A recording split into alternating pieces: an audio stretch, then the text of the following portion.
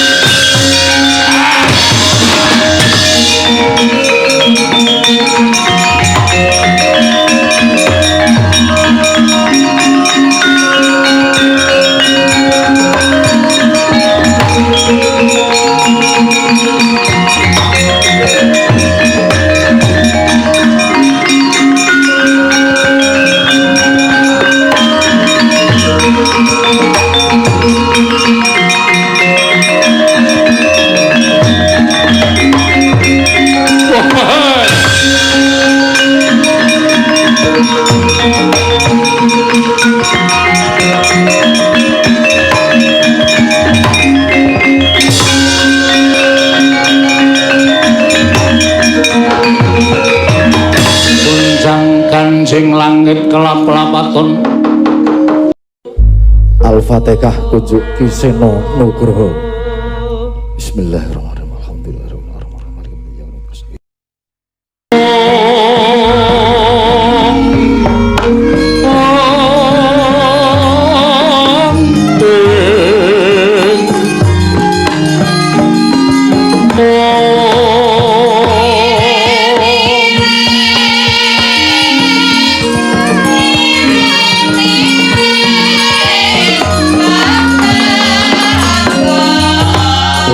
Astu nama sidang skaring bawana langgeng Werkudara wonten timbalaning adhawuh Kangaran Tirta Pawitra Mahaning Suci saya dijumbuh kelawan apa kang dadi gayuhan kita bisane suci bisane wening lampun tawa siniram kang Tirta Pawitra Mahaning Suci sumurupa nggih kita kapangya kelawan ulun Sang Ruci Bathara sayekti kita wis kasiram wujuding tirta pawitra maning suci sarta wis ulun winejan kasampurnaning dumadi sangkan paraning urip lan sangkan paraning pati sayekti wis gumana musik ana ing ati kita ulun marata gagi dina samengko kita baliya marang marca pada netepi lawan kawajiban kasatriyan ulun kula boten nedya wangsul wonten ing jagat kula sampun rumaos tentrem wonten ing mriki Werkudara yen to kita wis rumangsa tentrem mapan ana ing kene sayekti ana sewiji-wiji ingkang durung bisa kita lakoni sumurupa kundure wong atuwa kita Pandhu Dewayana lan garwane Dewi Madrim dina samengko durung mapan ana ing papan ingkang sakmestine nanging isih mapan ana ing kawah Candra Dimuka lan dadi kewajibaning Pandhawa nggone bisa mulyakake kelawan wong tuwane nggir Werkudara.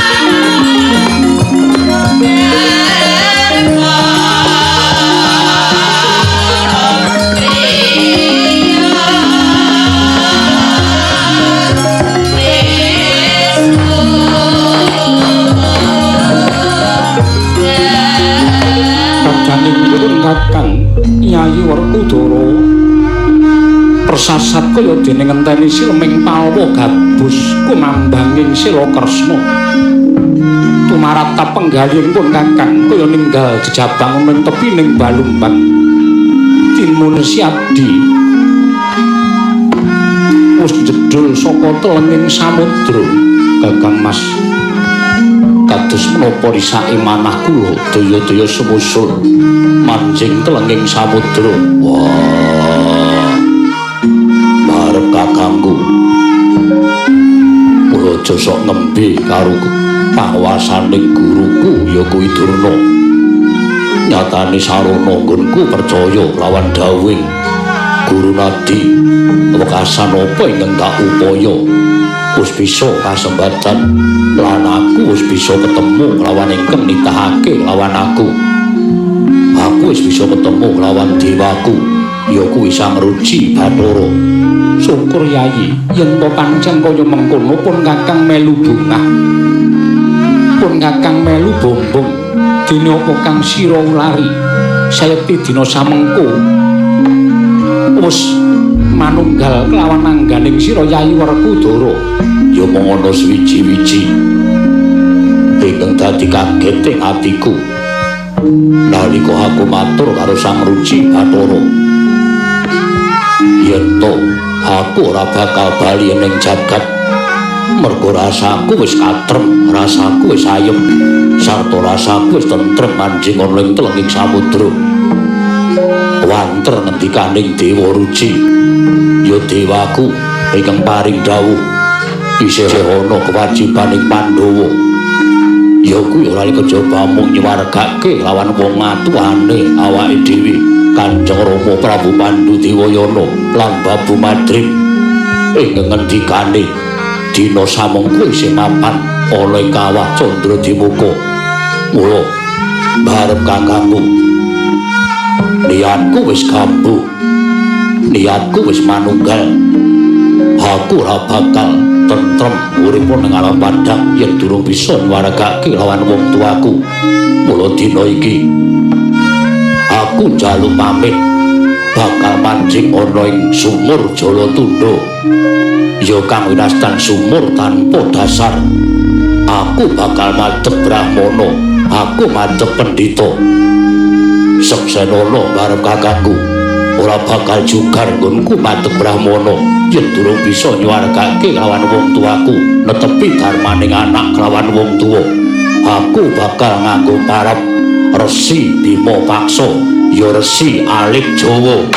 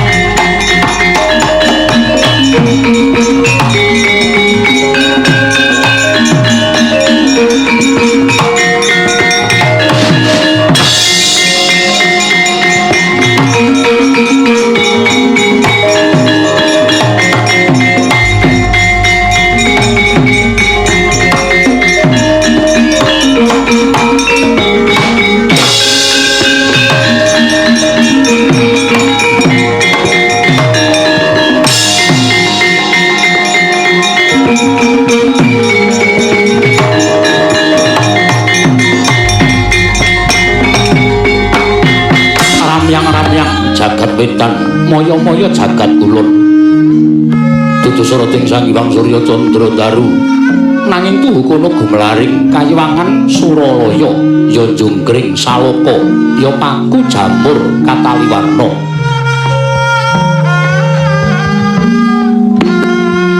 Papan lado indah ingkang gumontang tanpa cantelan sinten ingkang gamadaning Kayangan Suralaya menika ta warnane dewaning para dewa ingkang wisik Sang Hyang Jagat Girinata ya Sang Hyang Bathara Guru ya Sang Hyang Jagat Giri Pratingkah ya Sang Catur Boja ya Sang Nilakanta ya Sang Purwa Carita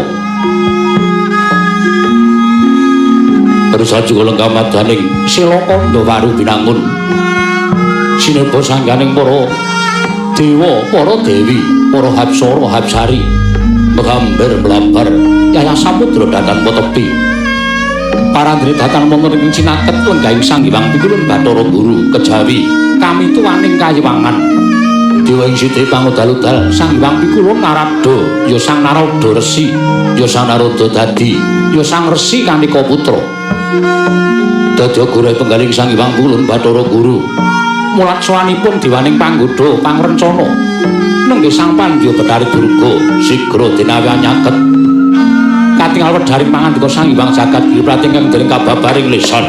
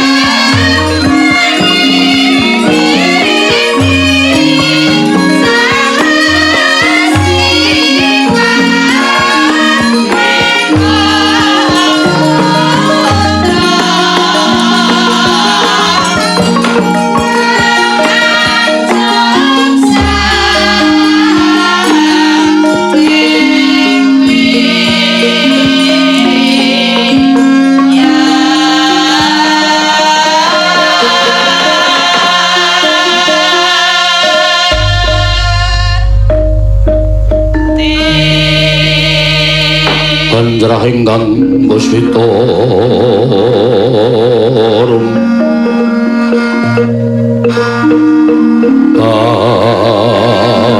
kasiring samirana mrih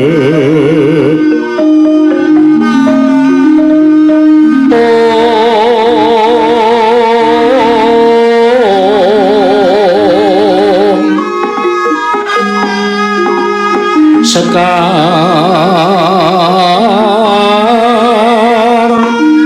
kadung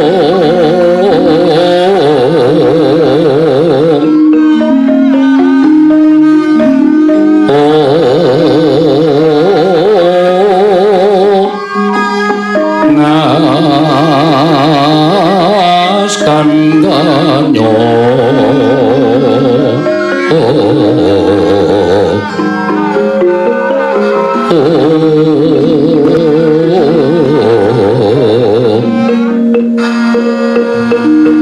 mawe raras renaning driya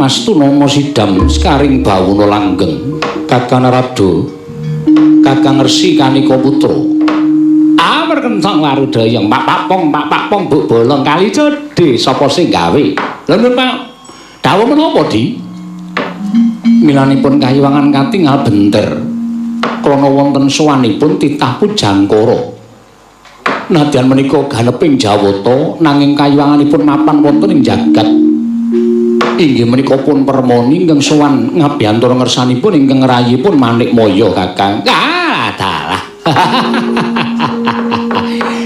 Kula piyambak ugi gumun. Monggo nyatanipun pepanggihanipun para Jawata menika permoni mboten kadangu sowan wadene lah kok ketinggal ngabyantura wonten ing Bale Marti Kundha Manik Di Katimbalana. Menapa wigatosipun dene Durga sowan. Mbok prawi wonten atur ing badhe kang aturaken dhateng Rasa Matuku Adi Pramesti Bathara Guru Di Kakang Narada kula aturi lenggah ingkang langkung prayogi kelana permoni padha kanthi harja saprapta kita ana ing kayiwangan permoni nun namit masang Kalimantabe tinepina ila duni dumawahing tawang-tawang pukulun. Tansah pinangkaning kawidadan ing sami kala sawanipun ingkang abdi pun Permoni kepareng kula ngaturaken sembah. Sumung kemeng pangabekti kula kunjuk. Nyaya Permoni lun tampa akarya bombong tiasulun. Ora liwat pangestu lun tampanana. Kula pun dinggo jimat paripin dayana ning kasantosan pukulun. Ah, Durga Madararja sak prapta kita. Betari Durga. Nun inggih pukulun Iwang Narada wilujeng bekti kula kunjuk. Ya lun tampa. Anapa kita sowan monggo tanpa tinimbalan. Kami kejot penggali ngati pramesti Bathara Guru tumuli matura ingkang prasaja Bathari Durga. Nun inggih ngestaken dawuh paduka Iwang Narada Permoni Marata Gage yen to darbe wigati ingkang bakal suraturake kelawan panjenengan ulun. Mara ulun paringi purba lawan Wasesa. Matur ingkang terwaca. Bakal ulun midhangetake ingkang kanthi tetela Permoni. Nun namit pasang Kalimantabe pukulun. Wale-wale menapa estunipun anggen rasa ngabiyantara ngersa paduka Iwang Adi pukulun menika. Namung badhe pasrah pejah gesang kula pukulun. Lirik kepiye dene kita matur ingkang kaya mengkono. Marata Gage prasaja kelawan panjenengan ulun. Krana samangke pelaing para baju barat, Jim setan priprayangan menika dados kawulanipun ingkang rayipun Permoni. Dinten samangke kenging gara-gara ingkang saestu adamel nungsang puyang lampahing para baju barat. Nalika semanten bingung bilulungan manahipun ingkang rayipun Bathari Durga. Kula padosi sumbering gara-gara jebul batu-batu kulon. Mugi andados ing kawuningan bilih wayah paduka ing Jodipati. Inggih menika pun werek udara madheg Brahmana wonten ing sumur Jalatunda inggih sumur tanpa dasar kanthi jejuluk Bima Paksa. Medhar kawruh kasampurnan medhar kawruh ngelmu batu-batu pukulun dayanipun Bima Paksa ingkang sanggra wonten ing sumur Jalatunda menika karya gara-gara ingkang mapan wonten ing Manakrendayana satemah. Payingan sangyaning para baju barat Jim setan ingkang sami mapan wonten ing Manakrendayana. Ing mekaten pukulun kula mboten narimakaken babagan perkawis menika. Tantrimaning Permoni kita darbe panyuwun apa? Dinten samangke kepareng paduka Iwang Adi pukulun mandhap wonten ing Janaloka. Merpeki papanipun Bima Paksa ngenipun mangsah semedi. Kabanjuta kemawon gesangipun Bima Paksa wonten ing sumur Jalatunda lajeng kancemlengan wonten ing Kawah Candra Dimuka. Menawi paduka Iwang Adi pukulun boten kepareng ngudanipun dados panyuwunipun ingkang rayipun Permoni nggih Bathari Durga. Panjenenganipun Iwang Adi pukulun awrat kula menapa awrat wayah panjenengan Bima Paksa wonten ing sumur Jalatunda pukulun. Kagiat risang kapirango renanggul kinembet kembet.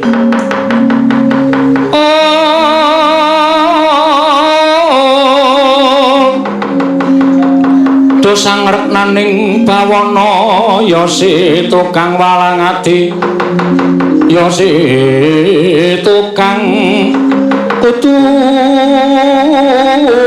kering ya si tukang sing tias ya si tukang kutu kering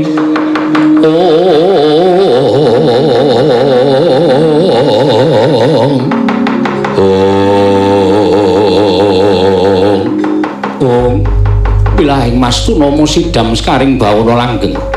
Lah kok dadi kaya mengkono kok kang dadi panyuwun kita Permoni. Menika namung badhe dados srana anggen paduka ngatingalaken katresnanipun dhateng rayipun Permoni pukulun. Menawi paduka awrat kula tartemtu paduka mentala menjahi dhateng pun Bima Paksa. Nanging menawi paduka awrat dhateng pun Bima Paksa tegesipun paduka sampun boten nganggep ingkang rayipun Permoni menika dados ganeping para dewa menapa dene dados rayi paduka Iwang pukulun jagat Girinata. Kakang Rada menawi kados pundi Kakang?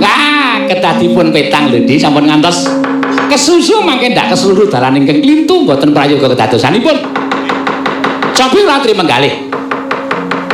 Begawan Resi Alip Jawa inggih Bima Paksa menika anggenipun medhar kawruh wonten ing sumur tanpa dasar menika nuwun sewu kawruh kasampurnan.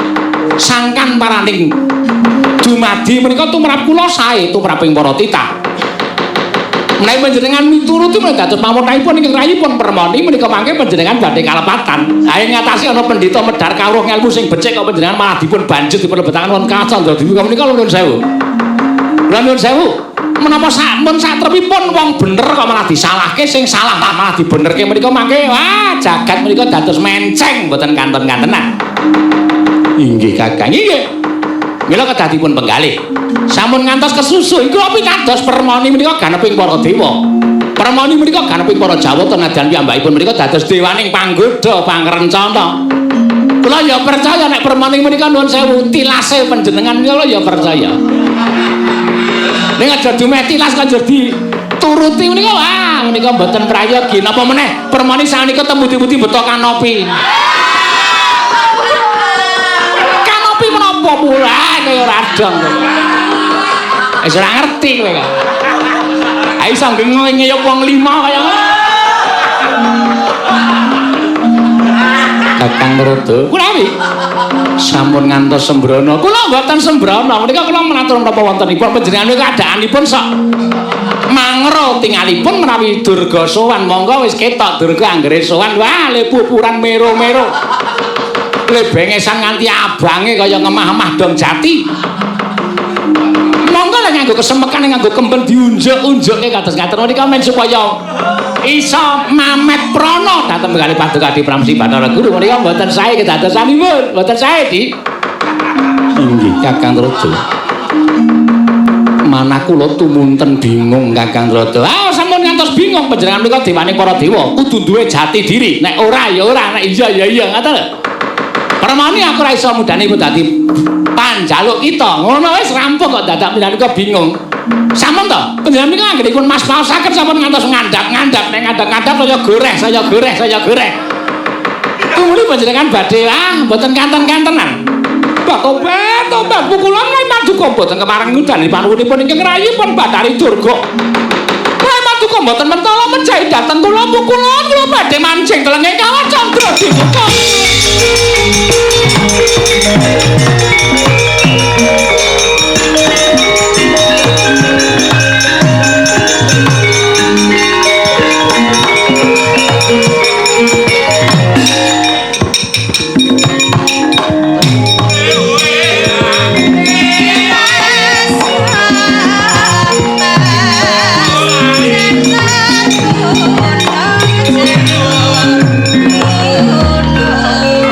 Pandhata Gati Wisraya Indriyaksa Sara Maruta Pawana Bana Margana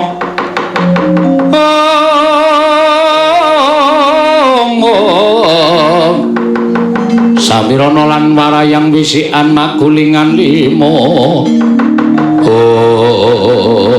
Tobat sampun ngantos dipun pepalangi pukulan kula pancing wonten telenging Kacandra Dimuka.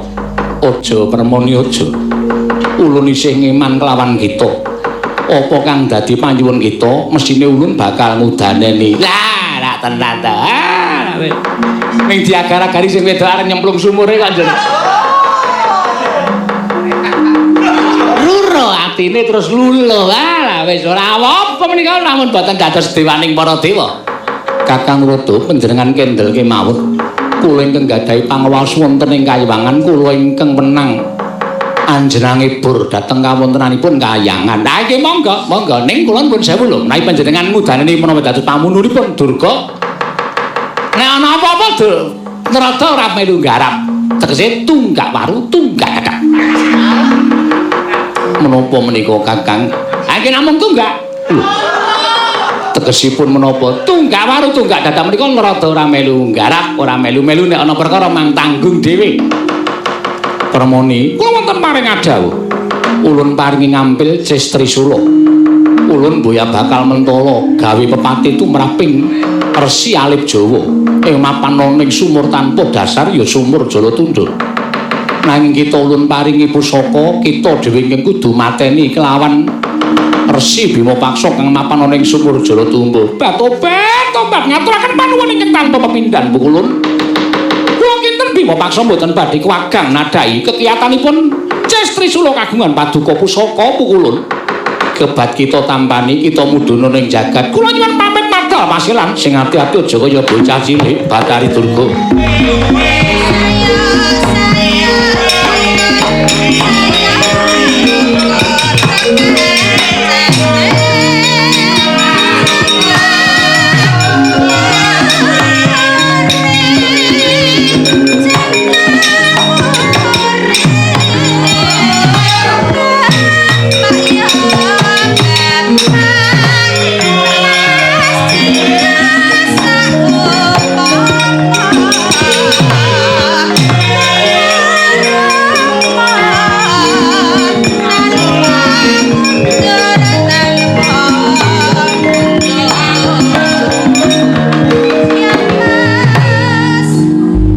Menika mangke wonten tetembungan kriwikan dadi gerejokan, geguyon dadi tangisan lho, Di.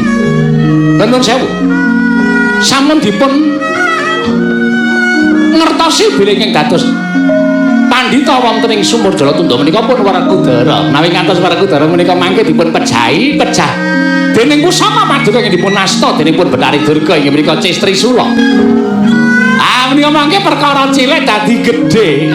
Menawi sampun dados ageng panjenengan nembe ngraosaken dhateng menapa ing sampun paduka tindakaken Kakang Rada. Kula ingkang badhe nanggel perkawisipun. Lah nggih, monggo.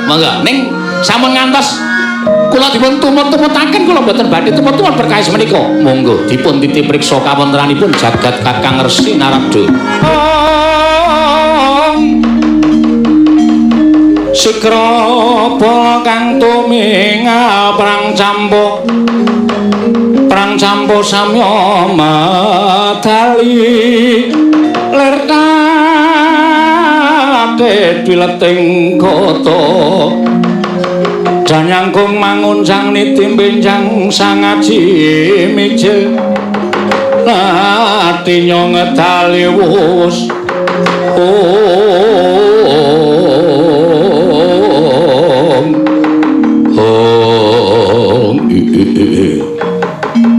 wanter pengawimu ibu eneng apa anakmu Bathara Kala Cemadong dawuh inadan ing ngabdi kula Cemadong dawuh kula pun dikya maling raga Cemadong dawuh kula pun dikya maling sukma Cemadong dawuh ibu kula Cemadong dawuh wonten timbalan menapa dene paduka nglempaken sangganing para baju barat dandang manguri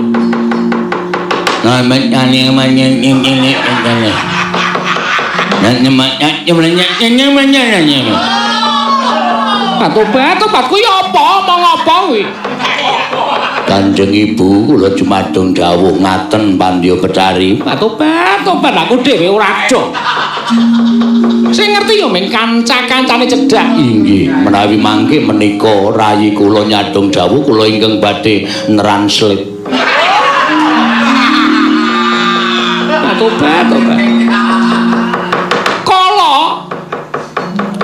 ana dawuhmu apa ibu ya monggo sik aku tak takon karo kowe sejatine aku karo kowe kuwi pantese nyebut apa mestine kowe nyebut kalawan aku ibu ternyatane kowe putraku nanging sabab apa wiwit aku dititipake lawan Ibu Durga ya Ibu Permoni mapan ana ing dandang mangure kowe ngerti dhewe suwening suwe antaraning aku karo kowe dudu tanceping anak karo ibu mergo aku iso ngrasakake rasane wong pepasian ngrasakake rasane wong karonsih ngrasakake rasane wong nglakoni kridaning priya lan wanita ya mergo aku mbok ladeni lan kowe tak ladeni apa ya pantes sing atase ibu karo anak kok nglakoni kaya mengkono mula aku kuwi bingung aku kudu nyebut apa lawan kowe patobat kowe tetep putraku Bathara Kala aku ing tanggung jawab kalawan uripku ning dandang mangure mula ora usah wedi kangelan rasa dadak gagas perkara sing werna-werna anggeben kabeh sing wis lakon mau kowe lali aku ya lali mengkono iya ya yen to pancen kaya mengkono aku mungkari manut lan sebab apa dene panjenengan teka ngawe sangganing para wadyabala Wadyabala Dandang Manguri mbok klumpukake. Kene ya Bathara Kala kowe tak kandhani. Kananing para baju barat padha geger. Ora betah mapan ning Dandang Manguri merga anane pendhita anyar katon sing mapan ning Sumur Jalatundha. Ya sing mapan ning sumur tanpa dasar. Ya sing mapan ning sumur tanpa dasar.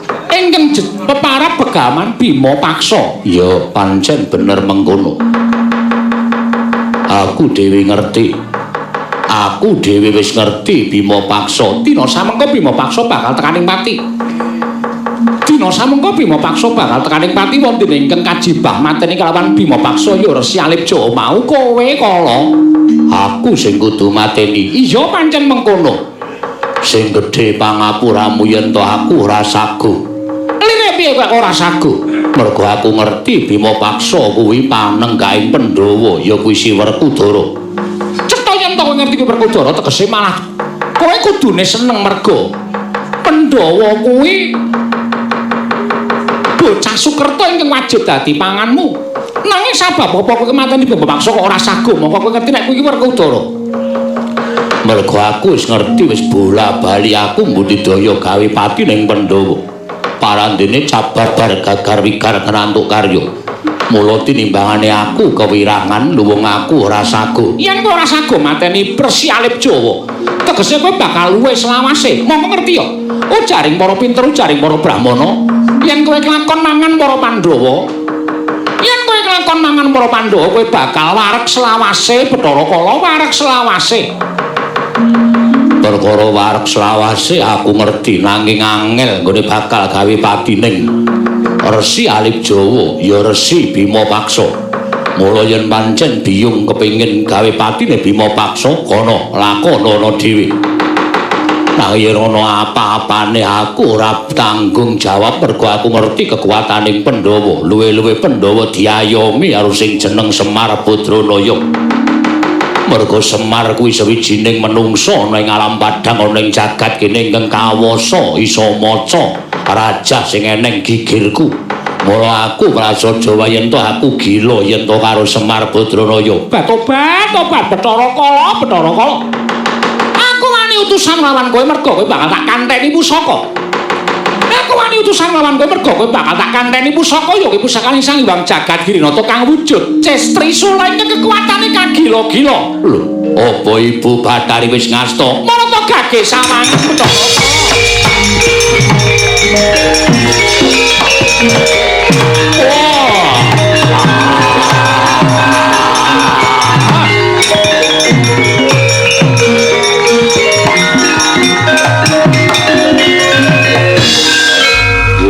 yen iki nganggo daya kekuatane iki mesti bakal tekaning pati Resi Bima Paksa. Wah pusaka mencorong kaya mengono. Oh la kok dadi Ibu Bathari iso ngasta wujuding pusaka Cestrisula. Wah kula nderek bingah menyang patine nyemeng nyang kok nyamanya. Kuwi omong apa kuwi? Menika tegesipun pusaka kok pucuke mining-mining. Mining.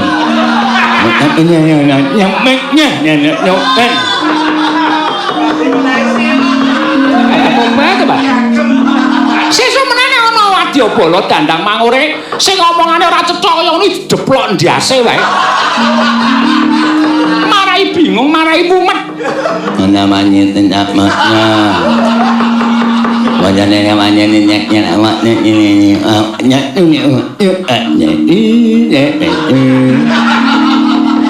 kuwi apa kuwi? Nyatanipun wontenipun makaten menika jer nyatanipun boten saged guneman menapa-menapa. Nyuwun pangapunten. Aku kata apa ya iso genahke lho.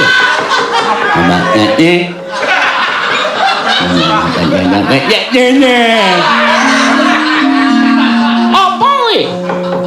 Wah kula mboten wantun matur. Matura? Guneman apa kuwi?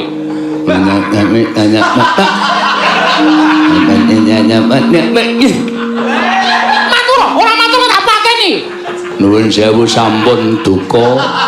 Piyambakipun matur Betari Durga saya wewek. Saya kenceng awake. Tobat matane. Karo pepundhene kok ngrasani kaya ngono. Anyok ben. Nek kuwi aku ngerti.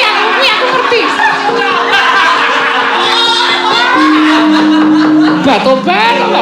Wadyabala dandang maune kaya werna-werna. Ora usah wedi kangelan ketapno para wadyabala budal marang sumur tanpa dasar. Merepeki papane Resi Alip Jawa ya Resi Bima Paksa. Nonon ngestoke dawuh. Nanging pusaka tak gawane dhisik ya kala mengko yen wis titiwayane mangsa kala, tak paringe lan kowe bakal tak paringake. Ya ngestoke dawuh Ibu Bathari. Para wadyabala ayo merepeki papaning Bima Paksa ndawek. Budal aja nganti lali ya para wadyabala. Nonon ngestaken dawuh Sang Pandya Bathari.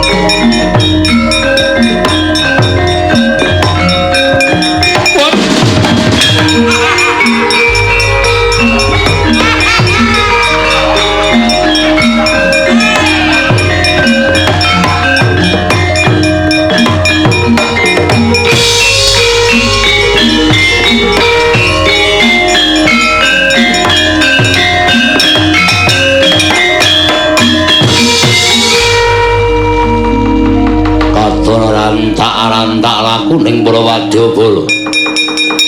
Ana siswane Ibu Betari Durga sing sajake kaya kemetok-ketok.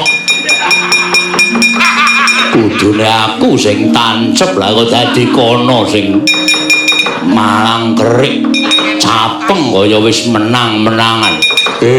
Alif Jawa Bima paksa. Aja alok kowe, ora ngerti tekane Bathara Kala. Kelakon dadi panganku ya.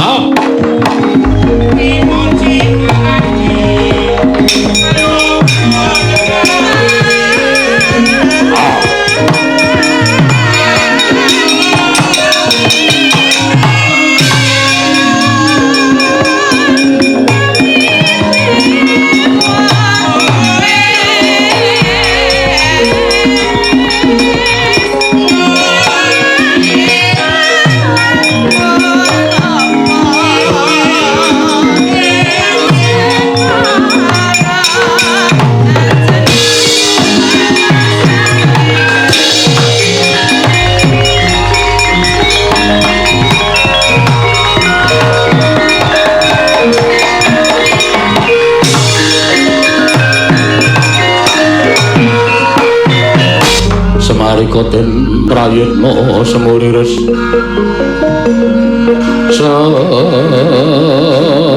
semuriris eko balik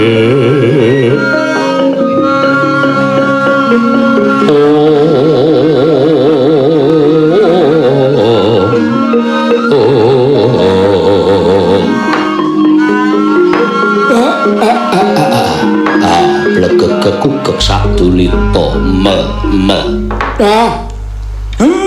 kula melu seneng kok Ndara, kula melu bombong. Ngelmu niku nek mboten diratake, ngelmu niku nek mboten diparingke kali sak pepadane sing butuhke. Paribasan ngelmu menika mboten enten gunane. Sampeyan pun medhar kawruh kasampurnan medhar kawruh sangkan paraning dumati lumantar anggendika madeg Brahmana wonten ing sumur tanpa dasar mriki satemah kathah para cantrik ingkang samya ngaut pepada paduka wekasan pikantuk ngelmu ingkang migunani niku sami kemawon panjenengan menika dedana dhateng sak pepadaning titah. Ngelmu niku nek mboten didhumke karo sak pepadane, niku muspra tanpa guna. Dipun iya. Gemeng kula kok dereng ndungkap napa ta sejatine lan karep sampeyan. Teka madeg Brahmana wonten ing sumur tanpa dasar mriki Ndara. Nek dipun keparengaken kula tak cumadung dawuh. Wah, Semar. Pancen wis gumolong tekadku, pancen wis manunggal sediaku, nggonku bakal netepi dharmane anak. Netepi dharmane anak, ya pancen kaya mengkono.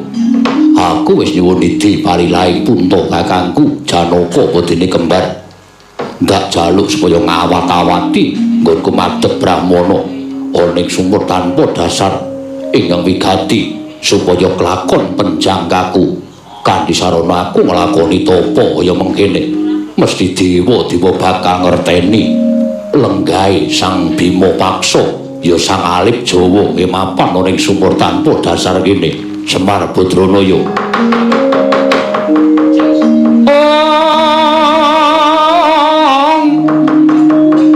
Pramarane mangosanya ngambrang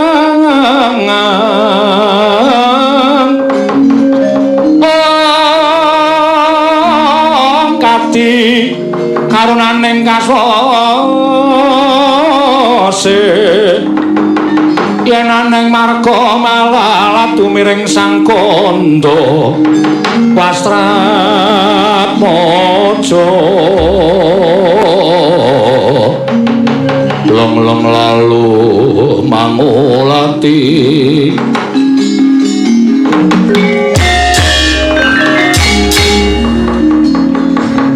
Datan Graita ingkang kekalangan Malaya mider-mideran jejangkuk nunggih dewaning panggoda pangrencana Sang Hyang Pikulun Pandya Bathari Durga datan kantun Sang Hyang Bathara Kala wis prapteng sakinggiling pertapan sumur tanpa dasar nyumurupi ungganing risang alip Jawaya Sang Bima Paksa Brahmara rek mangoswa nyong ambrang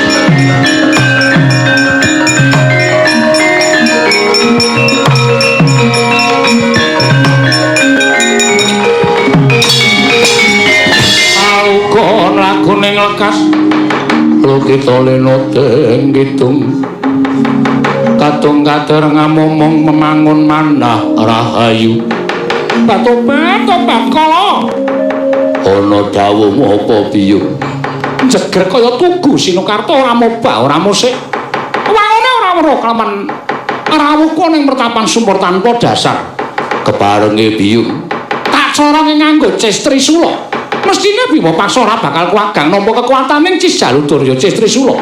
Yen wis sirna marga layu kukupen boyongan atura marang Sang Hyang Jagat Giri Pratingkah. Ya sendika ngestake dawuh Kanjeng Ibu.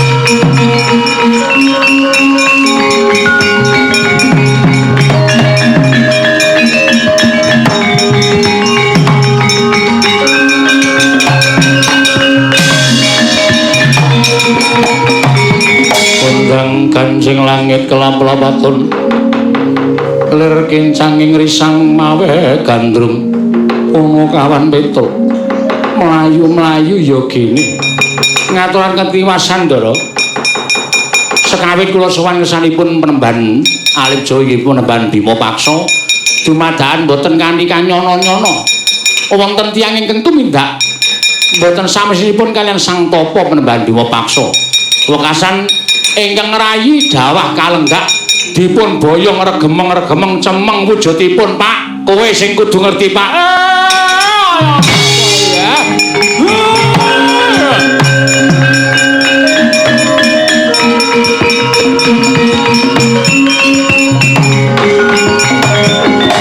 Kakang Semar eneng lakon apa Kakang Nayantaka Kakang Semar eneng apa apa ingin dumadi kelawan Kakang Mas Panenggak pancen niat sing apik niku mesti diganggu karo sing ala niat sing becik niku mesti enten sambe kala niku mbok menawa wis dadi kodrating sing kuwasa ora pangling pakartine dewaning panggoda pangrencana kali anake Bathara Kala sing wangune pancen Darbiniyatala kalih ingkang rayi pun Ndara Werkudara sing wujud Brahmana nggunakake pusaka kekuwataning Manikmaya ingkang rayi dawah mboten enget Purwadasina diboyong dening Bathara Kala Ndara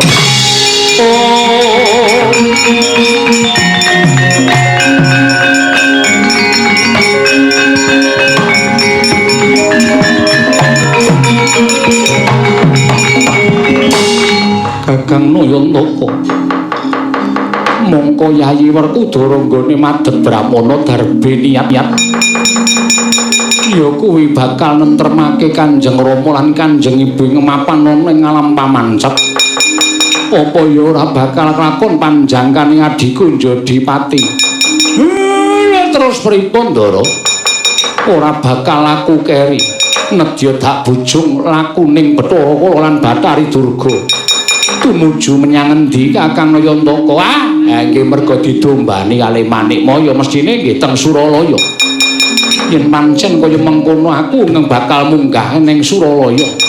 Sing mening atine ampun katabetan rasa murka utawa ati sing murka. Ampun nesu ampun duka ning menep rasane merga nek sampeyan kumrangsang penggalihe mangke nek pun dugi andorante andane ora ketok. Ning nek sampeyan suci lahir batine andane bakal katon gampang sampeyan le munggah enten Kayang Andor.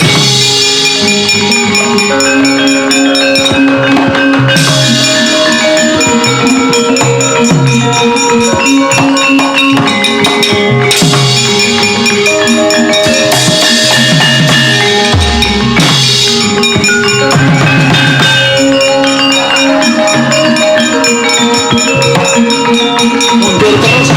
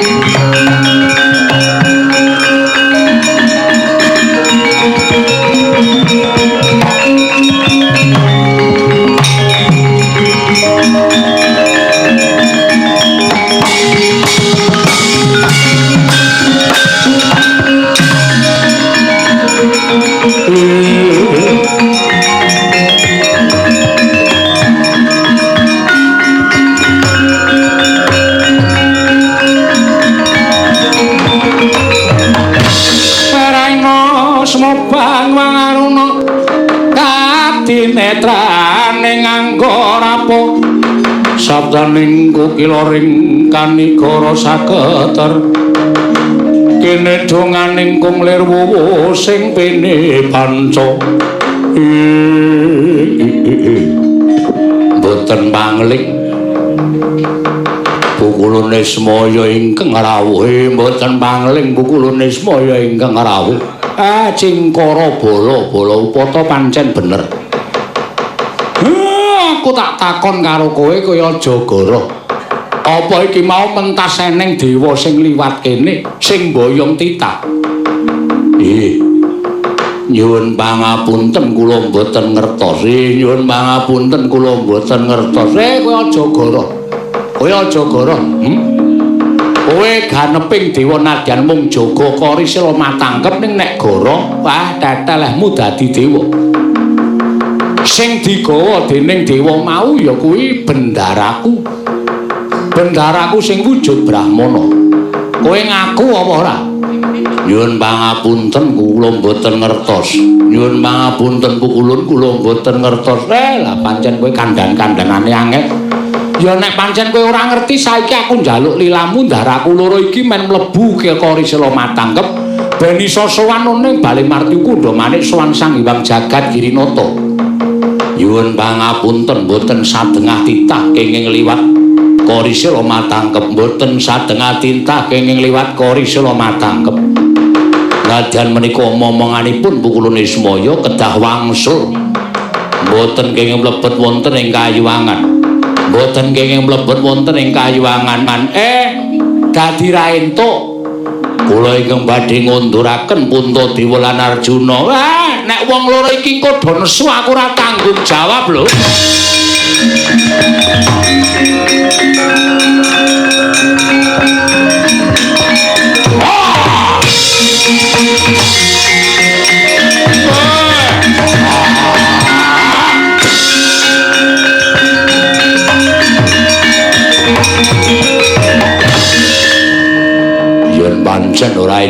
liwat Gorisala matangkep. Aja sombong, aja umuk, kowe iso dadi wujuding dewa ingkang apahe sraseksa. Ora wegah aku gegulung kayiwangan, ora wegah gegulung kayiwangan.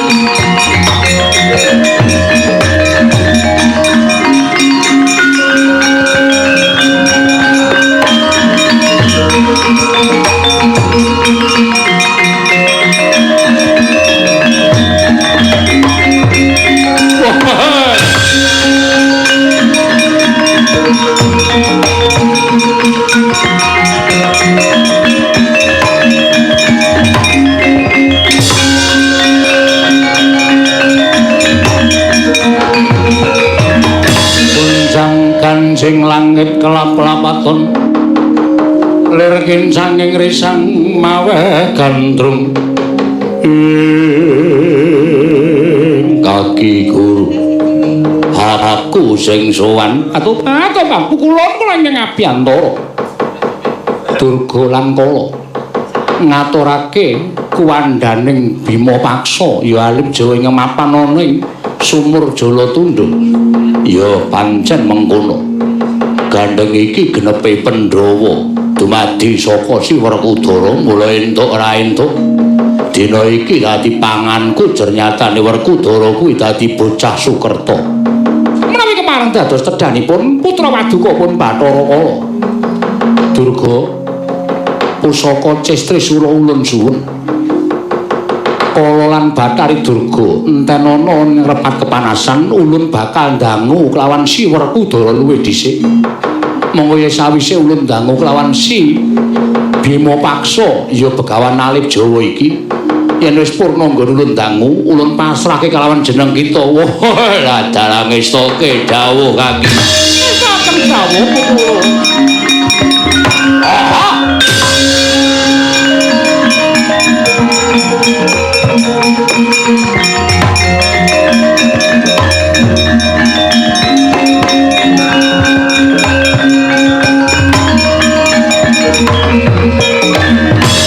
Permarareh mangus wong yung ngambrang kadi karunaning kaswasa dosang ganda Astratmaja Werkudara wah aku dudu Werkudara nang aku Bima Paksa semapan ana ing sumur Jalatundha ya wis sapa ingkang dadi aran kita ingkang wigati ulun ngerti sapa sejatine kita wayah ulun Werkudara ingkang mimba wijuding Brahmana ngerti yo apa to sababe dene jeneng ulun utusan kelawan Durga lan Bathara Kala supaya mboyong kelawan jeneng kita prapteng Suralaya sayekti tanul kejaba mung kita nandhang kaluputan tumraping kayiwangan lan tumrap kelawan panjenengan ulun Bima Paksa daya kekuatan kita nggone madeg Brahmana satemah karya gara garaning kayiwangan guncang silaka Balimarti Kundha sartane padha bilulungan sangganing para dewa dewi ingkang padha golek papan pandlikan wedi lawan gara-gara ing tuwa saka daya kekuatan kita mula kang sangka kuwi kita nandhang kaluputan luput kita gedhe dene kita wani medhar kawruh kasampurnan lan wani medhar kawruh sangkan paraning dumadi ingkang saben titah mboya kena mangerti sabab kawruh kuwi kawruh ingkang mboya baen-baen sarta ora saben titah kudu mangerteni mula kang sangka kuwi ora ana pangapura kanggo jeneng kita kula Bima Paksa kejaba mung kita bakal nampa paukuman saka panjenengan ulun nggih.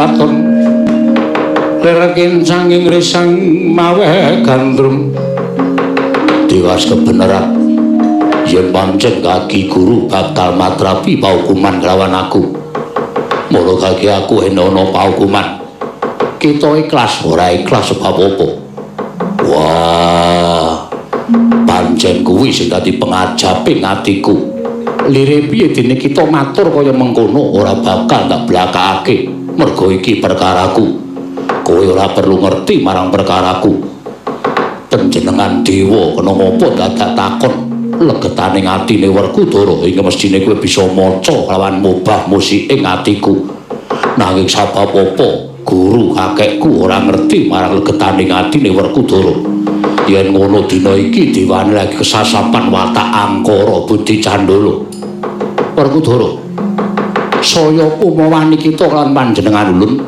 mula ora ana paukuman ingkang wajib kita tampa kejaba mung kita bakal ulun cemplungake ning kawah Candradimika wis sing tak arep-arep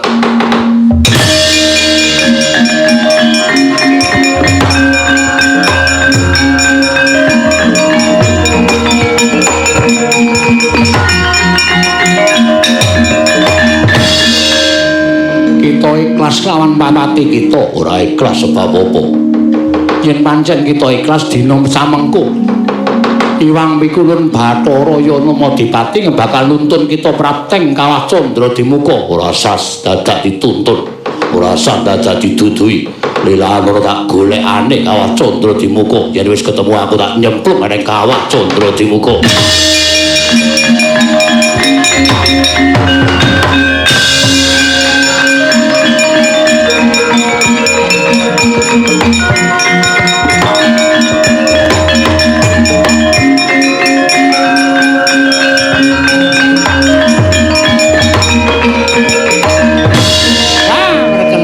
Warudoyong pak pong bu bolong kali cedhe sapa sing gawe pripun panjenengan estripun kasoran kanthi Werkudara nyatanipun panjenengan boten saged batang manahipun pun berbrata sinenggipun Werkudara mongko dewa menika ngertos dhateng mubah musik ing para titah sampun malih para titah nadyan kutu-kutu walang atoga jinaring ing panguwasing para Jawata ning laras saturipun Werkudara yen dina iki dewane lagi letek atine dina iki dewane lagi angkara murka mula ora iso nggagapi atine si Werkudara ora taya kowe dunake ngono pucet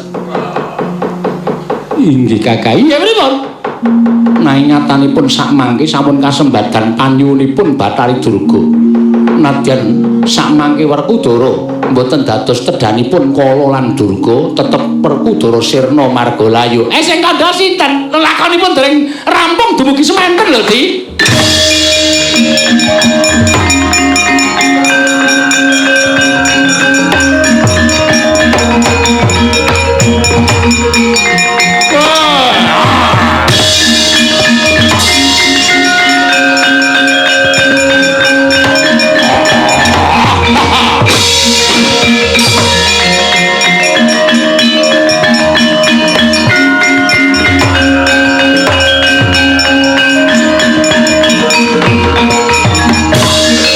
Pandhawa tata Katiwisraya Indriyaksa Sara Maruta Pawana Bana Margana Para guru aku sing sowan bukulun aku sing sowan Kakang Rada wonten yaksa kalih nggih pun dipun danu wigatosipun menapa meskipun panjenengan sampun prisa apa to karepe buta loro kok munggah ning Bali Marti Kunda Manik kula mboten mangertos lah peteng kok peningalih mboten saged mirsani kanthi wening kados mangaten menika apa wigatine dineng kita sowan apa kowe pangeling karo aku apa Pukulun Bathara Guru ora ngerti kelawan aku Kakang Rada menika sinten lah panjenengan menika pripun to dipun resani kanthi permana jati buta lara menika sinten Jagat Dewa Bathara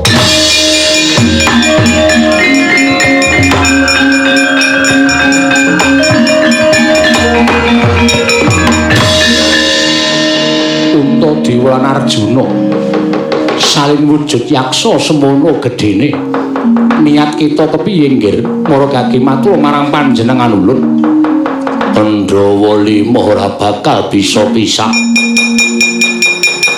ngibarate mukti siji kabeh ngrasake mati siji kabeh mbelani dulurku para Kudara munggah ning Kaiwangan diboyong dening Bathara Kala monggo aku tekan bali marti kundhamane ora katon dulurku lanang panenggak Jodipati Bathara Guru adiku lanang mbok wenehke ngendi Bathara Guru adiku lanang mbok wenehke ngendi Pukulun kakangku Jodipati mbok wenehke ngendi Kakang Rada kados pundi ora taya rasakna lah ya apa mung cukup tekan semono perkarane boyang mesti dawa perkarane mesti dawa nek kok ngeyel kok senengane dolanan perkara wong ora salah wong ora luput manggawe luput wong bener manggawe kleru enten-entane ya kaya ngene iki ora taya wis wong iki tandurane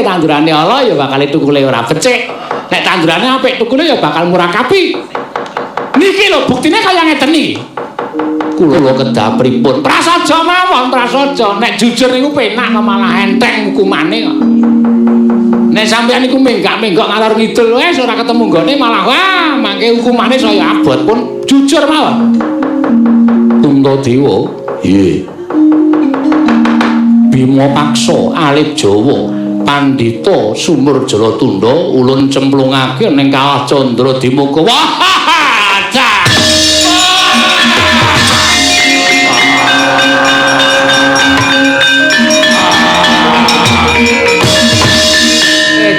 medeni tenan. Nek dadi wong biasa iki klemak-klemek ra ono bareng dadi keramike nganti krowak. Keramik kayangan nganti dekok. Dara Narada ora wedi. Ora wedi. Ora wedi. Wong bener iki ora ana wedine. Aku ora melu-melu perkara iki kok wedi ngopo? Para guru piye? Mlayu cetha gila arek kita. Ora mbaleke adikku bali marti kundhamane gawe sungsang bawana bae kono. Sakarepmu kono.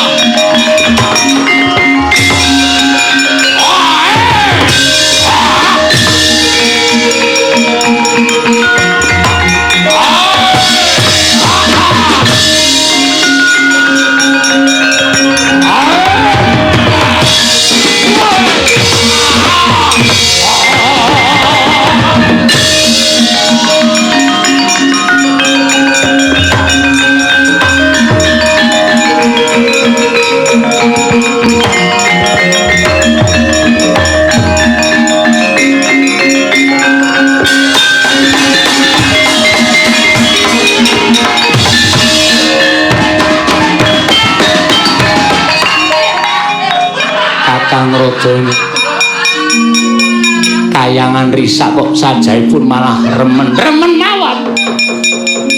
Panjenengan ngeyel kok lah. Efeke ra ora apik to. Efek menika mendos. Panjenengan tuminta angkara piyambak. Ning sakmenika kula aturi mresani. Lho bali marti kundhamane korsine dikuncalke. Cagake ditubruk kali buta ambruk kala kaya dadak pasang kanopi sampean. Risak Kakak, risak. Waduh.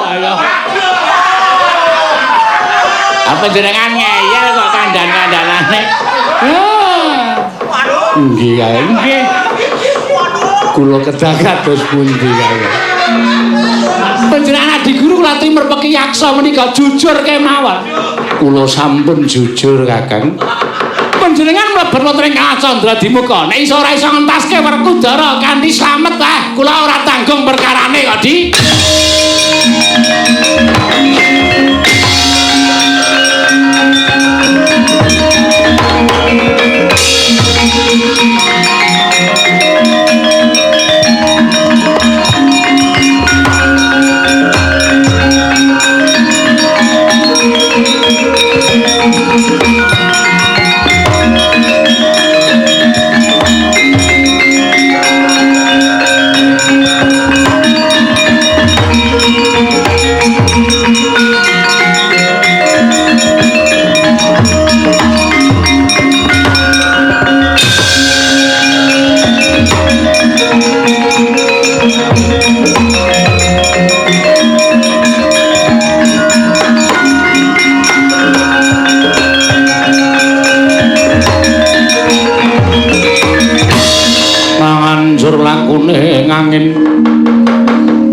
gorang-grane ngarga kara kurnita kakiri-kiri. Wah. Aneh lelakon sing kalakoni. Kawah Candra Dimuka sing panase 1000 panase Marcapada. Barendak jeguri elok ing atase awakku ora krasa panas. Apa pancen bener ngendikaning para pinter yen to Kawah Candra Dimuka mung gelem ngobong marang wong-wong kang tumindak angkara budi candala. Dene wong kang resik lair lan batine ikhlas kelawan pati lan uripe ora bakal kobong dening Kawah Candra Dimuka. Sapa iki? Wah, ana wewayangan loro teko ngendhek lakune Werkudara. Anakku Werkudara, anakku Nggir, anakku Bratasena, sira wis dewasa cah bagus. Wah, babu Badri.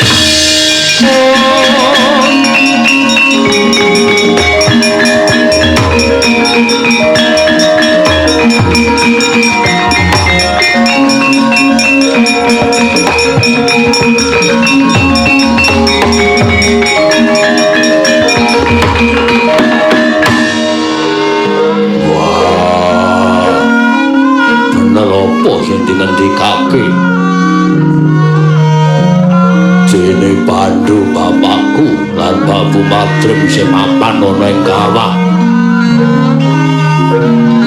Mula dadi kewajibaning Werkudara lan kadang-kadangku kabeh supaya iso ngangkat sarta iso ngentas kasengsaraning wong tuaku.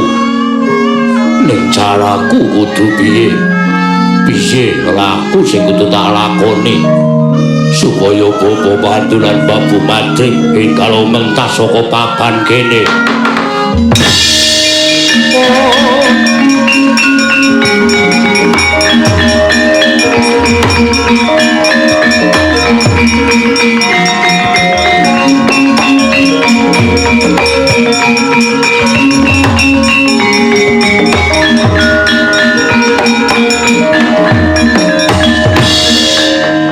Werkudara, ulun ingkang mrapta, aja kaget ya Nggir. Apa to sababe dene ulun mrapta ana ing kawah sayetu sepisan? Ulun ngakoni keluputan ulun kelawan jeneng kita. Nggone ulun wis tegel lan mentala.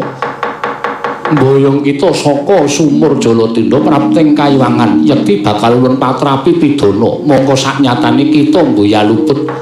Mung merga nggone ulun nuruti kelawan pamutahe Permoni ya Bathari Durga. Ulun nyuwun ngapura ya kulum Werkudara. Sing jeneng wong urip ning alam padhang wajibe pancen kudu ikhlas menehi pangapura. Yen pancen guru kakekku wis ngakoni keluputan, nanging aku njaluk Pandhawa nggone wis budidaya supaya iso ngangkat sarta iso ngentas kasengsaraning wong tuaku bebarengan nyawiji tetunggalan. Dina iki guru kakekku kersa minangkani apa kang dadi gegayuhaning para Pandhawa. Ulun udaneni Madrim lan Pandhu ulun unggahake ning swarga Nurkastuba nggih Werkudara.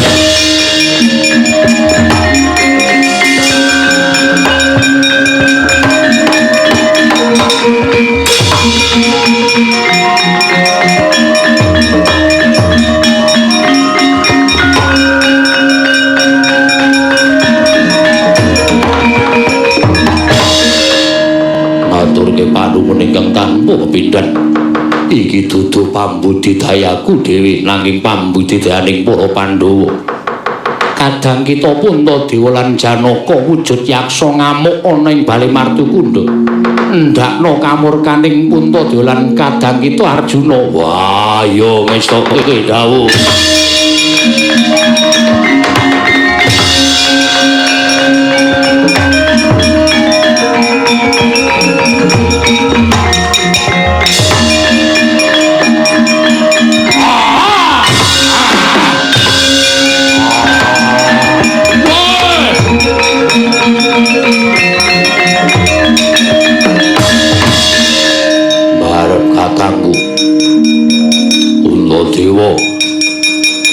kajutan kamurkanmu penjangkaning Pandhawa wis kelakon Bawa Pandhu lan Babu Madrim wis munggah ning swarga Nurkastuba. Wah, adikku dia.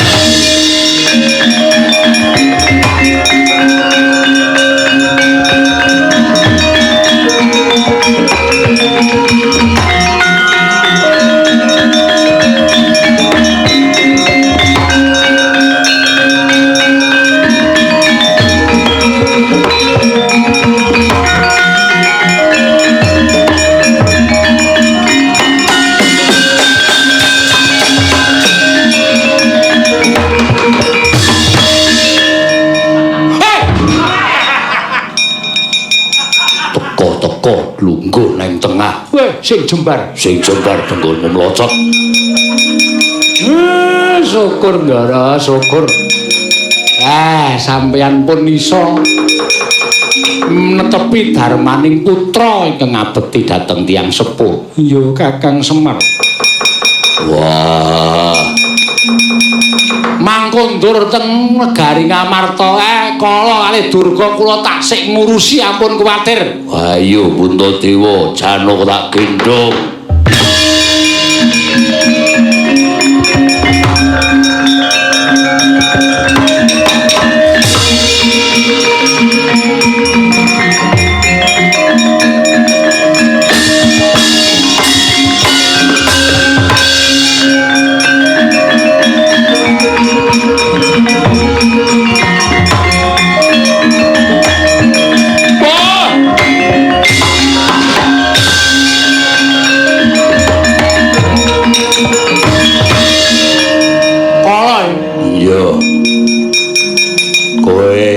Semar.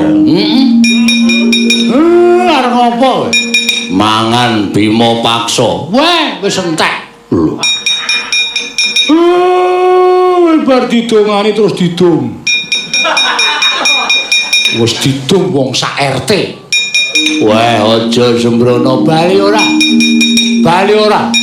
Karacanaha, wah mati aku.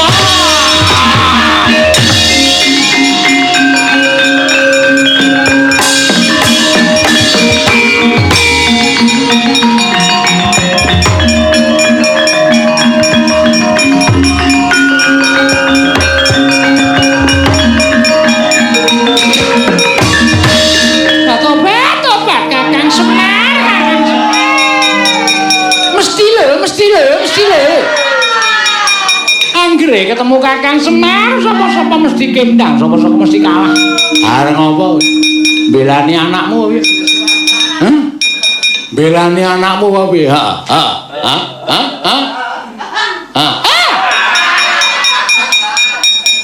Ngandel ora? Anggere aku nganggo rok sigarane dawa. Mele arep dlosor. Arta tilise kaya mbiyen apa.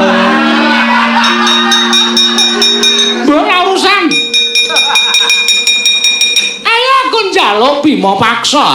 Ndara warku dolar tok jaluk arep wani aku ya. Arep wani aku piye?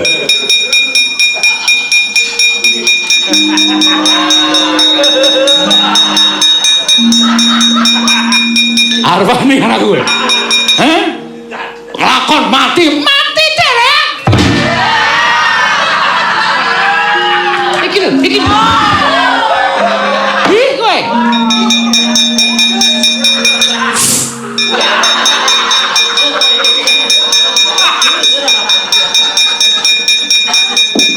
Piye kok? Sing tak cokot kaya. Benange terus nililit. Edian. Kono kawane sampe nake dhewe kono.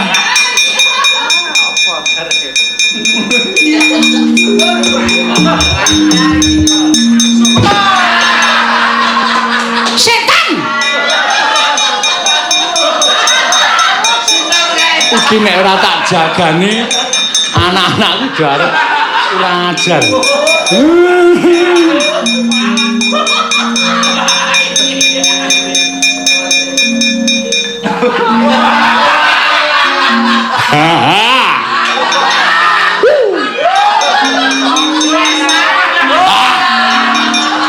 Yes.